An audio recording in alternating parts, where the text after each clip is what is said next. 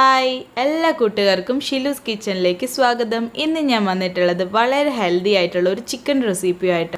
മറ്റൊന്നുമല്ല, പാലക് ചിക്കൻ. അപ്പോൾ നമ്മളത് എങ്ങനെയാണ് തയ്യാറാക്കുന്നതെന്ന് നോക്കുന്നതിന് മുന്നേ ആയിട്ട് നിങ്ങൾ ആദ്യമായിട്ടാണ് ഈ ചാനൽ കാണുന്നതെങ്കിൽ ഒന്ന് സബ്സ്ക്രൈബ് ചെയ്യാനും തൊട്ടടുത്ത ബെല്ലൈക്കണിൽ ഓൾ ഓപ്ഷൻ കൊടുക്കാനും മറക്കരുത്. അപ്പോൾ ശരി, നമുക്ക് നേരെ വീഡിയോയിലേക്ക് പോകാം.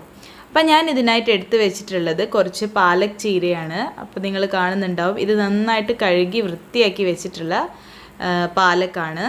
ഇനി നമ്മൾ ഇതൊന്ന് തിളപ്പിച്ചെടുക്കാൻ പോവുകയാണ്. ജസ്റ്റ് ഒന്ന് തിളപ്പിച്ചെടുക്കാൻ പോവുകയാണ്.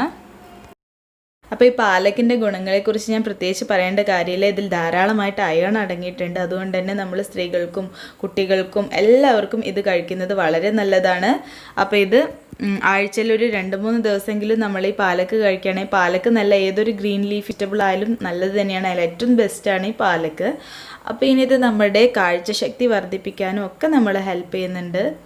അപ്പോൾ ഇതിനകത്ത് ധാരാളമായിട്ട് ഫൈബർ അടങ്ങിയിട്ടുണ്ട്. അതുകൊണ്ട് തന്നെ നമ്മളെ ഡൈജഷനൊക്കെ നല്ല സ്മൂത്തായിട്ട് നടക്കാൻ വേണ്ടിയിട്ട് ഈ പാലക്ക് ഹെൽപ്പ് ചെയ്യുന്നുണ്ട്. ഡയബറ്റിക് ആയിട്ടുള്ളവർക്കും അതുപോലെ തന്നെ വെയിറ്റ് ലോസിന് വേണ്ടിയിട്ട് ശ്രമിക്കുന്ന ആൾക്കാർക്കും ഒക്കെ എല്ലാവർക്കും ഇത് ബെസ്റ്റാണ്. ആർക്കായാലും ഇത് കഴിക്കുന്നത് കൊണ്ട് ഗുണങ്ങൾ മാത്രമേ ഉള്ളൂ. അപ്പോൾ ഇത് നമ്മുടെ പാലക്ക് ഞാൻ നന്നായിട്ട് തിളച്ച വെള്ളത്തിനകത്ത് ഡിപ്പ് ചെയ്ത് കൊടുത്തിട്ടുണ്ട്. അപ്പോൾ ഒരു മിനിറ്റ് മതിയാവും അതൊന്ന് ജസ്റ്റ് ഒന്ന് ഇതുപോലെ വാടി കിട്ടാൻ വേണ്ടിയിട്ട്. വാടി കഴിഞ്ഞിട്ടുണ്ടെങ്കിൽ നമ്മൾ ഇതുപോലെ വെള്ളത്തിൻ്റെ അകത്തുനിന്ന് ഇതിനെ ഇതുപോലെ കോരി മാറ്റി ഒരു പ്ലേറ്റിനകത്തേക്ക് മാറ്റി കൊടുക്കണം. അപ്പോൾ ഒരുപാട് സമയമൊന്നും വെള്ളത്തിലിട്ട് തിളപ്പിക്കേണ്ട കാര്യമില്ല. അങ്ങനെ തിളപ്പിച്ച് അതിൻ്റെ ഗുണങ്ങളൊന്നും കളയേണ്ട കാര്യമില്ല. ജസ്റ്റ് ഒന്ന് ഇതുപോലൊന്ന് സോഫ്റ്റായിട്ട് കിട്ടുന്നവരെ നമുക്കൊന്ന് തിളപ്പിച്ചെടുക്കണം, അത്രയേ വേണ്ടുള്ളൂ.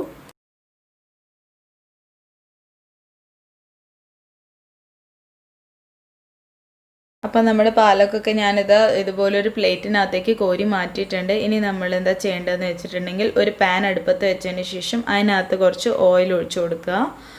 ഒരു 2 ടേബിൾ സ്പൂണോളം ഓയിലാണ് ഞാൻ ഒഴിച്ചു കൊടുത്തിട്ടുള്ളത്. ഇനി അതിനകത്തേക്ക് ഞാൻ കുറച്ച് പട്ടയും അതുപോലെ തന്നെ കുറച്ച് ഗ്രാമ്പൂവും കൂടി ചേർത്ത് കൊടുക്കുകയാണ്. ഒരു 3-4 ഗ്രാമ്പൂ, ഒരു 2 കഷ്ണം പട്ട, അത്രയാണ് ഇപ്പോൾ ആഡ് ചെയ്ത് കൊടുത്തിട്ടുള്ളത്.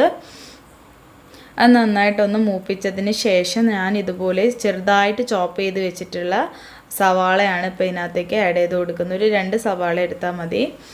ഒരു മീഡിയം സൈസുള്ള 2 സവാളയാണ് ഞാനിപ്പോൾ എടുത്തിട്ടുള്ളത്. എന്നിട്ട് നമ്മളത് നന്നായിട്ടൊന്ന് വഴറ്റി കൊടുക്കണം. അപ്പോൾ നന്നായിട്ടൊന്ന് വഴറ്റി കൊടുക്കുക.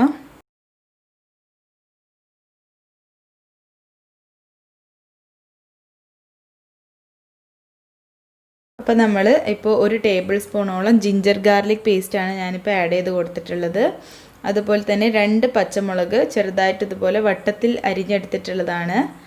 ഇത് നമ്മൾ നന്നായിട്ടൊന്ന് വഴറ്റിയെടുക്കണം. ഇതിൻ്റെ പച്ചമണമൊക്കെ മാറി കിട്ടുന്നത് വരെ നന്നായിട്ട് വഴറ്റിയെടുക്കണം. അതിന് ശേഷം നമുക്ക് മസാലപ്പൊടികൾ ചേർത്ത് കൊടുക്കാം. ഞാനിപ്പോൾ ചേർത്തിട്ടുള്ളത് 1 ടീസ്പൂണോളം ഗരം മസാലയാണ്. അതുപോലെ തന്നെ 2 ടീസ്പൂൺ മുളക് പൊടി, സാദാ മുളക് പൊടിയാണ് എടുത്തിട്ടുള്ളത്. കാശ്മീരി ചില്ലി പൗഡർ ഒന്നുമല്ല, സാദാ മുളക് പൊടി. അതുപോലെ 1 ടീസ്പൂൺ മല്ലിപ്പൊടിയും ചേർത്ത് കൊടുത്തിട്ടുണ്ട്. ഇനി നമ്മൾ നന്നായിട്ടൊന്ന് വഴറ്റിയെടുക്കണം. അപ്പോൾ നമ്മൾ മസാല കരിഞ്ഞു പോകാതെ ശ്രദ്ധിക്കണം. കരിഞ്ഞു പോയിട്ടുണ്ടെങ്കിൽ നമ്മുടെ കറിയുടെ ടേസ്റ്റൊക്കെ പോവും. ഇപ്പോൾ ചേർത്തിട്ടുള്ളത് 1/4 ടീസ്പൂൺ മഞ്ഞൾപ്പൊടിയാണ്. ഇനി നമ്മൾ മസാലയൊക്കെ മൂത്തതിന് ശേഷം മാത്രം നമ്മൾ തക്കാളി ചേർത്ത് കൊടുക്കുക. അപ്പോൾ തക്കാളി ആഡ് ചെയ്ത് കൊടുത്തതിന് ശേഷം 2 തക്കാളിയാണ് ചേർത്ത് കൊടുത്തിട്ടുള്ളത്. നന്നായിട്ടൊന്ന് വഴറ്റിയെടുക്കുക.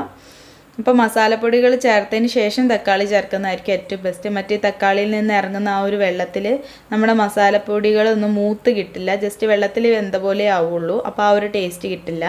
അല്ലെങ്കിൽ പിന്നെ തക്കാളി വഴറ്റിയതിന് ശേഷം നന്നായിട്ട് വാടി വന്നതിന് ശേഷം മസാലപ്പൊടി ഇട്ട് കൊടുത്താലും മതി. അപ്പം ഞാനിപ്പോൾ എങ്ങനെയാണ് ചെയ്തിട്ടുള്ളത്, ഇപ്പം ഞാൻ ആഡ് ചെയ്ത് കൊടുത്തിട്ടുള്ളത് 500 ഗ്രാം ചിക്കനാണ്. നന്നായിട്ട് കഴുകി വൃത്തിയാക്കി വെച്ചിട്ടുള്ള ചിക്കനാണ്. നമ്മളിതിപ്പോൾ നന്നായിട്ടൊന്ന് ഈ മസാലയൊക്കെ ചിക്കനിൽ പിടിക്കുന്ന രീതിയിൽ നന്നായിട്ടൊന്ന് മിക്സ് ചെയ്ത് കൊടുക്കണം. അതിന് ശേഷം ആവശ്യത്തിന് ഉപ്പിട്ട് കൊടുക്കുക. ഇനി നമുക്ക് ഇത് അടച്ച് വെച്ച് വേവിക്കണം. അപ്പോൾ ഞാൻ ഇതിനകത്ത് വെള്ളമൊന്നും ചേർത്ത് കൊടുക്കുന്നില്ല. അല്ലാണ്ട് തന്നെ നമുക്ക് ഈ ചിക്കൻ വെന്ത് കിട്ടും. ഉള്ളിയിൽ നിന്ന് ഇറങ്ങുന്ന ആ ഒരു വെള്ളത്തിൽ ഇത് വെന്തോളും. ഇനി ഞാനിപ്പോൾ നമ്മളെ പാലക്ക് നന്നായിട്ടൊന്ന് അരച്ചെടുക്കാൻ പോവുകയാണ്. ഇത് നമ്മുടെ പാലക്ക് ഇപ്പം ഞാൻ നന്നായിട്ട് ഫൈനായിട്ട് അരച്ചെടുത്തിട്ടുണ്ട്.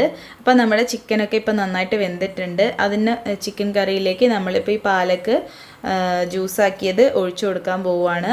അപ്പം നിങ്ങൾക്ക് കാണാം നമ്മുടെ ചിക്കൻ കറിയുടെ കളറൊക്കെ മാറി ആ ഒരു ഗ്രീൻ കളറായിട്ട് വന്നിട്ടുണ്ട്.